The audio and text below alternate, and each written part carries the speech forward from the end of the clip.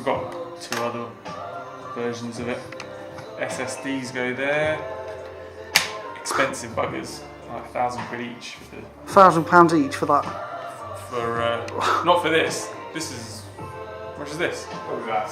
7-8 grand with the licenses on. 7-8 grand for this. Then the media SSDs are £1,000 each. Jeez. Batteries are 160 each, and you need 2 for one flight. My name is Jordan Brooks, graduate of Nottingham Trent University. I started working here at Uppercut Productions about 6 years ago now, and I'm the operations manager, stroke drone pilot, stroke camera operator. All of us here have different roles that we play, but we kind of all do lots of different elements of each other's roles as well. So yeah, I've been here for 6 years, and we specialise in drone, aerial filming and photography. Drones, like, how often do you fly drones? Well, our company's main focus is drone filming and photography, so the majority of our work that we get is all drone centered. So how often, I guess on a sort of general week-to-week basis, you're looking at 2 to 3 days per week where we'll be on a job. Each job has different amounts of needs and requirements for how many flights we do, but generally you're looking about 9 to 10 flights per job on a particular day. On a 10-hour day, in the summer it gets to 5 to 6 days a week, with multiple teams out on different locations, different productions. So we tend to get hired in by other production companies. We don't create movies or TV shows ourselves. We're called in as the specialists in the drone filming side to come in and get, generally it's general views or the sort of big wow shots to establish a particular scene, but also equally tracking vehicles for car chases, to aerial photography for construction. So we do quite a variety of different areas where the drone can be helpful to a particular company. Okay, and what kind of medium do you shoot for? Television, film, or is it both? Or yeah, when I first started 6 years ago, it was a lot of television. Drones had just really started to become quite popular within television world.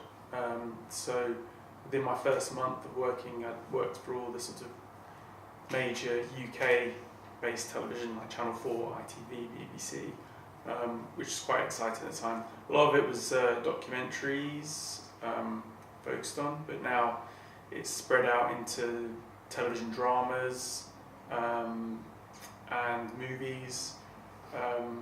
Netflix also started working with them, which they usually have quite big budgets, so the catering is usually quite good. But also, developer photography, construction, farmers, they might want their land photography just to see how their crops are doing.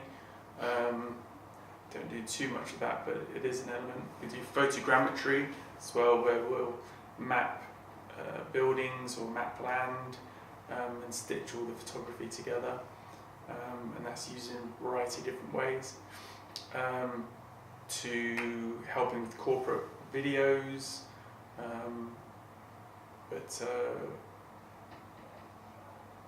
hyperlapse, all kinds of things. We worked with the council from Nottingham, so it's nice when we work locally because we're Nottingham based. But the job basically takes us all over, so you never know where we're going to be. So France, Germany, Ireland, all over Europe. We've been to Jordan last year for a movie. So yeah, we are kind of able to travel anywhere. What sort of programmes have you shot drones on? Like, is it ITV and was it Emmerdale? Or was that not what? Yeah, one we've done released? all of those kind of soapy Yep. shows. Was it Broadchurch as well? Broadchurch is Yep. quite a popular one. Was it Recently, Black Earth Rising was on Netflix. It was also on, I think it was on Channel 4 in conjunction with them. Slaughterhouse Rules. There's a Simon Pegg movie that was in the cinema recently. And then Rosamund Pike shot Private War, which came out not too long ago.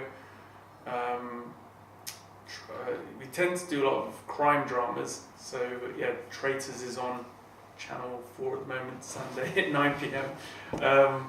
It's quite exciting. Yeah, we shot a movie, remake of David Copperfield, which is quite interesting, as it had blind auditions. So the whole movie is, even though it's set period drama, it's representative of the UK and different cultures and backgrounds within the UK for the actors, which I thought was really good, and hopefully it turns out to look really good. I'm trying to think of the name of the main actor. He's the guy that was in Lion and Slumdog Millionaire. It escapes me off the top of my head, but he's the main actor. He plays David Copperfield, so that's coming out soon. That's quite good. I forget like half of what we've done. All the location shows. So they always need like establishers of, here's the city of Cardiff. We're looking at 3 houses. So we'll basically look for landowner permissions. Either have help with the film office to get those permissions or call them ourselves. And we do risk assessments. Make sure that no general public will sort of interfere or be in the way of us, so that we have a nice sterile environment for our takeoff and landing. So there's health and safety elements that come along with using drones, and having to be safe is sort of paramount for our longevity in doing this job, I guess.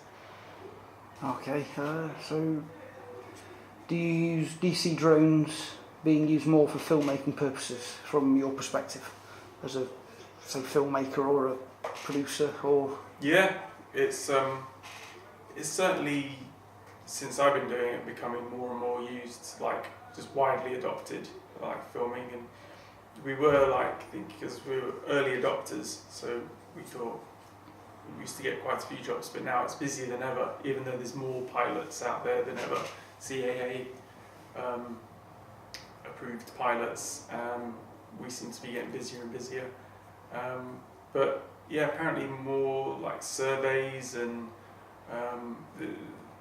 there's different areas where actually you can be probably more successful money-wise in doing thermal imaging for nuclear site or something like that with using drones, than you can with films. But there's plenty of work out there. I think nearly every drama or documentary uses drone now, and when you're in the drone business, you tend to see, you can spot a drone shot, and you're like, watch the credits at the end, see what competitor has done those drone shots. This is quite fun.